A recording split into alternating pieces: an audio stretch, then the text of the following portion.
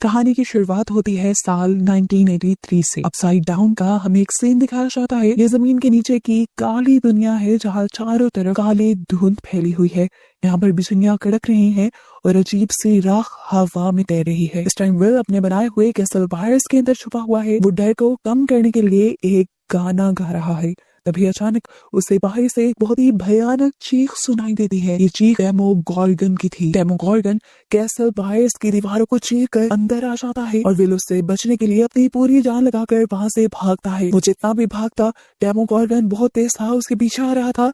वो बचने के लिए दरख्त के ऊपर चढ़ने लगा और डेमोगोर्गन भी उसके पीछे चढ़ता रहा। विल का बैलेंस बिगड़ता है और वो दरख्त से नीचे गिरने ही वाला होता है, पर उसकी बैग की वजह से वो एक टहनी के अंदर अटक जाता है। पर वजन फिर भी ज्यादा था, वो टहनी से गिर ही गया और गिरकर बेहोश हो गया और आखिर डेमोगोर्गन के हाथ लग गया। डेमोगोर्गन उसे घसीटते हुए वेक्ना के पास ले गया और यहाँ हमने वेक्ना का ठिकाना देखा जो बहुत ही ज्यादा खौफनाक था, जहाँ हर तरफ जिंदा इंसानों जैसी वेन्स थी, बड़ी बड़ी वेन्स जो इंसानों की वेन्स की तरह ही धड़क रही थी। वेक्ना विल को उन वेन्स के अंदर जकड़ लेता है और उसके मुंह के अंदर अपना एक टेंटिकल डालकर अपना डार्क एसेंस उसके अंदर डाल देता है और यहाँ वो कहता है इंतजार खत्म हुआ, अब खेल शुरू। खैर अब सीन यहाँ से कट हो गए। हमें लगभग 4 साल बाद का सीन दिखाया जाता है। हम माई के घर माई की छोटी बहन हॉली को देखते हैं जो जब नाश्ते का टेबल सेट कर रही थी तो अचानक खिड़की के बाहर उसे कोई इंसान खड़ा दिखाई दिया।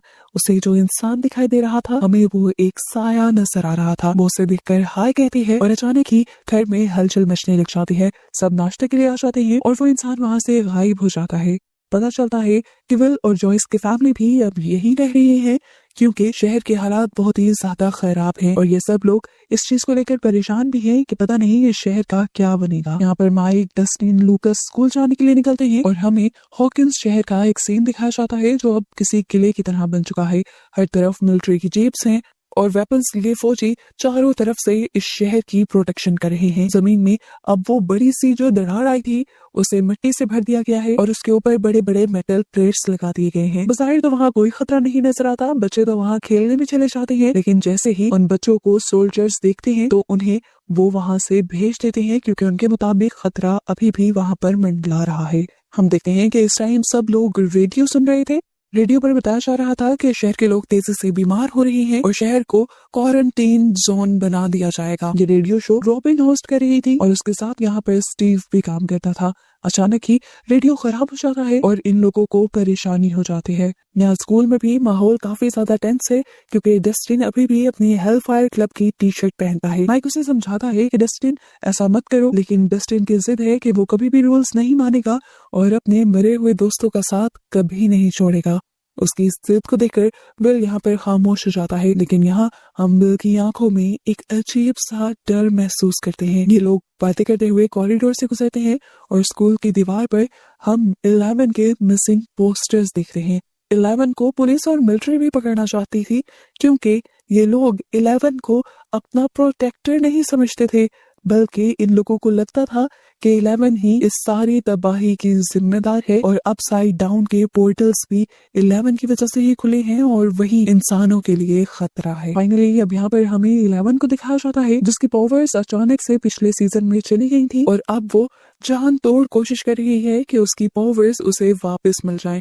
वो जंगल में एक अजीब सी झोंपड़ी में रहती है, काफी मुश्किल जिंदगी गुजार रही है और उसका पूरा फोकस है अपनी ट्रेनिंग पर और अपनी पावर्स को दोबारा पाने पर। वो दिन रात प्रैक्टिस करती है अपने दिमाग से चीजों को कंट्रोल करने की, यानी टेलीकाइनेसिस की, और जब जब वो अपने दिमाग से चीजों को कंट्रोल करती है तब तब उसके नाक से खून निकलता है। उसकी पावर्स पहले की तरह ज्यादा अच्छे से वर्क नहीं कर रही, इसीलिए वो बहुत ही ज्यादा गुस्से में रहती है। यहाँ पर हॉपर और जॉयस उसके साथ रहते हैं और उसकी ट्रेनिंग में मदद भी करते हैं।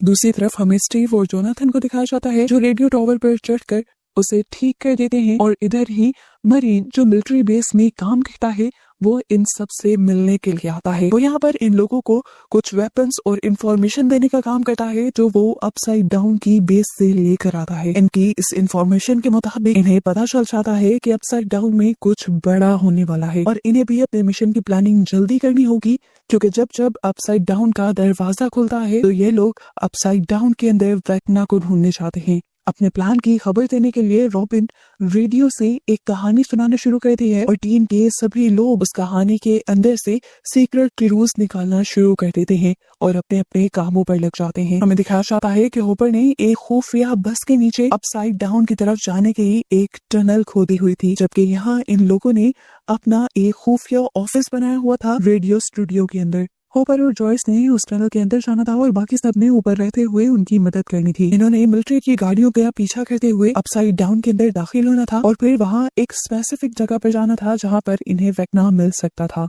अगर वेक्ना इन लोगों को मिल जाता तो इनका प्लान कामयाब हो जाता, लेकिन बहुत से लोगों को लगता था कि वेक्ना इन्हें नहीं मिलने वाला, क्योंकि वेक्ना को ढूंढने के लिए ये पहले भी कई मर्तबा वहां जा चुके हैं, पर वेक्ना इन्हें नहीं मिलता। कुछ लोगों को तो ये भी लगता है कि वेक्ना मर चुका है, लेकिन तब जोनाथन इन लोगों को याद करवाता है कि वेक्ना ने अभी कुछ अर्सा पहले ही नैन्सी को उसके माइंड के जरिए सिग्नल देकर ये बताया था कि वो अभी जिंदा है और वो इस शहर को तबाह भी करना चाहता है। नैन्सी कहती है कि मैं बहुत ज्यादा डरी हुई हूँ और मैं वेक्ना को ढूंढने का कोई भी मौका हाथ से नहीं जाने दूंगी। यहाँ पर विल और उसके दोस्त भी जो प्लान को ही पूरा करने की प्लानिंग कर रहे थे, वहीं पर अचानक विल को चक्कर आने लग जाते हैं और अपनी इस फीलिंग की वजह से उसे एहसास होता है कि कहीं ना कहीं अपसाइड डाउन का कोई पोर्टल खुल रहा है। इधर हमें अब हॉली के स्कूल का सीन दिखाया जाता है। सभी बच्चे खेल रहे थे पर हॉली किसी से बात कर रही थी। टीचर नोटिस करती है कि वहाँ पर कोई भी नहीं था। असल में हॉली उसी शैडो से बात कर रही थी जिससे वो घर पर बात कर रही थी। इसी वजह से टीचर हॉली की मॉम को स्कूल में बुला लेती है। यहाँ माइक भी हॉली को लेने के लिए जब स्कूल आता है तो वो भी देखता है कि हॉली की मॉम मीटिंग में है और वो हॉली से प्रॉब्लम पूछता है। माइक के पूछने पर हॉली बता देती है कि टीचर को लगता है कि मैं किसी ऐसी चीज से बात कर रही थी जो वहाँ पर नहीं थी, लेकिन मैं जानती हूँ मेरा वो दोस्त वहाँ पर था और वो मेरी मदद करता है। जब जब मुझे डर लगता है तब वो मेरे पास आकर मेरी मदद करता है। माइक को भी उसकी सिचुएशन अजीब लगती है और माइक अब उससे उसके डर के बारे में पूछने लगता है तो हॉली बताते है कि शहर में मॉन्स्टर्स रहते हैं और वो बच्चों को खा लेते हैं। तब माइक उसे समझाता है कि मॉन्स्टर्स नहीं होते, ये बस तुम्हारे दिमाग का एक डर है और इस डर से लड़ने के लिए तुम्हें खुद ही हिम्मत करनी होगी। वो उसे एक कार्टून कैरेक्टर देता है और कहता है कि तुम अपने आप को इस जैसा सोचा करो, इस तरह तुम्हें अपने डर से लड़ने के लिए मदद मिलेगी। सीन कट होकर हमें सार्जेंट रेमिरेज को दिखाया जाता है जो एक लैब के अंदर पहुंचते हैं। यहाँ पर अपसाइड डाउन के क्रिएचर्स पर एक्सपेरिमेंट हो रहे थे, रिसर्च हो रही थी। साइंटिस्ट चाहती थी कि ये लोग 11 को पकड़ कर लेकर आए, लेकिन अभी तक कोई भी 11 को पकड़ने में कामयाब नहीं हुआ था। ये सुनकर साइंटिस्ट गुस्से में आ जाते हैं और दोबारा ऑर्डर देते हैं कि जो भी करो हमें वो लड़की हर हाल में चाहिए, क्योंकि यहाँ पर मासूम लोग मर रहे हैं। इस टाइम यहाँ पर सार्जेंट एक अजीब सी क्रिएचर से डर जाते हैं जो कि एक कंटेनर में बंद था। साइंटिस्ट उसे टॉन्ट करते हुए कहते हैं, अरे डरो नहीं, काटेगा नहीं तुम्हें, हाँ ज्यादा हुआ तो तुम्हारा गला घोट कर तुम्हें मार सकता है। सार्जेंट अब यहाँ से बाहर निकल जाते हैं और हमें जूम आउट कर दिखाया जाता है कि ये फैसिलिटी दुनिया में नहीं बल्कि अपसाइड डाउन के अंदर बनाई गई थी। दुनिया में दिखाया जाता है कि हॉपर और जॉयस दोनों ही अपसाइड डाउन के अंदर जाने के लिए तैयार हो रहे थे। 11 भी अपसाइड डाउन में जाना चाहती थी पर हॉपर उसे मना कर रहा था, जिसकी वजह से 11 को गुस्सा आ जाता है। अब यहाँ पर जॉयस हॉपर से पूछती है, तुम बार बार उसे क्यों नाराज कर देते हो, जाने क्यों नहीं देते? तब हॉपर कहता है, वो मेरी बेटी है, मुझे पता है कि इस लड़ाई में उसका इम्पोर्टेंट रोल है, लेकिन मैं हर मर्तबा उसे खतरे में नहीं डाल सकता। मैं कई मर्तबा अपसाइड डाउन गया हूँ और हर मर्तबा मैं यही देखता हूँ कि वहाँ के लोग इसे ढूंढ रहे हैं और मैं नहीं चाहता कि मिशन से पहले वो उन लोगों के हाथों पकड़ी जाए। फाइनली ये सारे लोग अब आकर रेडियो स्टेशन पर मिल जाते हैं और यहाँ पर हम देखते हैं कि 11 भी थी।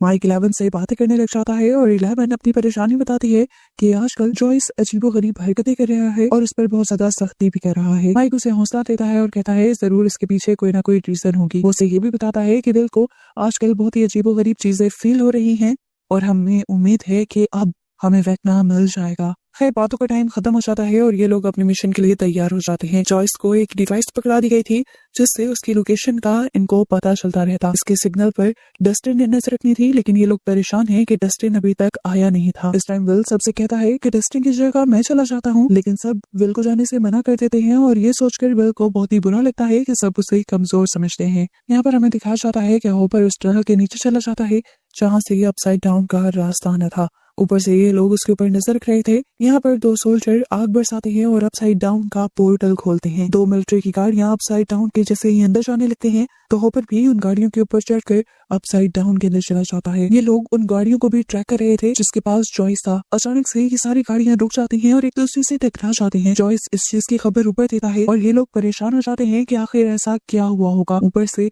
विल को एक विजन आता है। वो देखता है कि डेमोगोर्गन आकर इन सारे सोल्जर्स पर हमला कर रहा है और वो ये भी देखता है कि जिस ट्रक पर जॉयस चढ़ा हुआ था, डेमोगोर्गन उस ट्रक के ड्राइवर को भी मार चुका है और ये देखते देखते विल बेहोश हो जाता है। यहाँ अपसाइड डाउन के अंदर दिखाया जाता है कि विल ने जो कुछ देखा था वो सच में हो रहा था। यहाँ से सारे सोल्जर्स गायब हो चुके थे और नीचे से हॉपर भी ऊपर लोगों से और जॉयस से कांटेक्ट करने की कोशिश कर रहा था, लेकिन उसका कांटेक्ट नहीं हो पा रहा था। यहाँ पर विल को जब होश आता है तो वो बहुत से ज्यादा डरा हुआ था। वो नैन्सी से कहता है कि डेमोगोर्गन हमारी फैमिली को लेने के लिए आ रहा है। ये सुनकर नैन्सी डर जाती है और फौरन अपने घर की तरफ भागती है। इससे पहले कि वो घर पहुंच पाती, यहाँ पर हम घर पर देखते हैं कि हॉली के कमरे में उसके के सारे खिलौने बजने लग जाते हैं और एकदम से यहाँ पर एक पोर्टल खुलता है। कमरा लाल रोशनी में बदल जाता है और एकदम से भयानक डेमोगोर्गन उसी पोर्टल के जरिए हॉली के कमरे में आ जाता है। हॉली उसे देखकर बहुत ही ज्यादा डर जाती है। एक मर्तबा डेमोगोर्गन उसे उठाकर साइड पे फेंक देता है और हॉली फौरन से अपनी जान बचाते हुए अपनी मॉम के पास जाती है और उसे बताती है कि उसके रूम में एक मॉन्स्टर है। अब क्योंकि पहले ही हॉली उटपटांग चीजें देख रही थी जो किसी और को नजर नहीं आ रही, तो उसकी मॉम को इसीलिए उसकी बात पर यकीन नहीं होता। वो अपनी बेटी को रिलैक्स करते हुए उसे गले लगा लेती है और तभी वो उसके सर पर खून नोटिस करती है और उसे एहसास होता है कि शायद उसकी बेटी सच बोल रही है। उसी सेकंड यहाँ की लाइट्स फ्लिकर करने लग जाती हैं और एकदम से डेमोगोर्गन दरवाजा तोड़ते हुए बाथरूम के अंदर आ जाता है। लेकिन अब बाथरूम में तो कोई था ही नहीं। नीचे से हॉली के डैड भी अपने घर में होने वाली अजीब चीजों को नोटिस कर चुके थे। वो भी घर के अंदर चेक करने के लिए आ जाता है और डेमोगोर्गन उसकी आवाज सुनते हुए बाहर चला जाता है। यहाँ हमें दिखाया जाता है कि हॉली और उसकी मॉम पानी के अंदर छुपे हुए थे और फोम की वजह से वो डेमोगोर्गन को नजर नहीं आए थे। यहाँ दिखाया जाता है कि नैन्सी भी जल्दी से 11 को लेकर अपने घर पहुंचती और वहां जाकर ये लोग देखते हैं कि नैन्सी की मॉम जख्मी थी। नैन्सी के तो होश ही उड़ जाते हैं। हमें दिखाया जाता है कि नैन्सी की मॉम ने अपनी बेटी को बचाने के लिए यहाँ पर एक बोतल तोड़ी थी और उससे डेमोगोर्गन पर हमला किया था, जबकि डेमोगोर्गन ने उससे पहले उसके हस्बैंड को मारकर गिरा दिया था। अब जब ये लोग पहुंचे थे तो नैन्सी की मॉम जख्मी थी क्योंकि डेमोगोर्गन ने ही उसके ऊपर हमला किया था और यहाँ से अपसाइड डाउन का पोर्टल बंद हो रहा था और पोर्टल के अंदर से हॉली की आवाजें आ रही थी, यानी डेमोगोर्गन हॉली को लेकर यहाँ से जा चुका था। पोर्टल का दरवाजा बंद होने से पहले ही 11 उस पोर्टल के अंदर चली जाती है। वो पोर्टल बंद हो जाता है और यहाँ से उन दोनों जख्मी लोगों को हॉस्पिटल लेकर जाया जाता है। हॉस्पिटल में ये सब लोग बहुत ज्यादा परेशान थे। नैन्सी रिग्रेट कर रही थी कि क्यों उसने अपने मॉम डैड को बचाने के लिए उन्हें शहर से बाहर नहीं भेजा। नैन्सी कहती है, मुझे वेक्ना ने दिखाया था कि उसने सब लोगों को मार दिया है। और यहाँ पर उसका दोस्त उसकी बात काट कर कहता है, हाँ यही वेक्ना बहुत बेरहम है, उसे तो सबको मार देना चाहिए था, लेकिन देखो उसने हॉली को अपने पास बुला लिया डेमोगोर्गन के जरिए और तुम्हारे मॉम डैड को भी जिंदा छोड़ दिया, यानी वो कुछ बड़ा सोच रहा है। ये लोग कंफ्यूज हो जाते हैं और उस लड़के से पूछते हैं, तुम कहना क्या चाहते हो? वो कहता है, मुझे नहीं पता, लेकिन मुझे इतना पता है कि आज वही तारीख है जब विल को भी यहाँ से वेक्ना लेकर गया था और अब वो हॉली को लेकर गया है।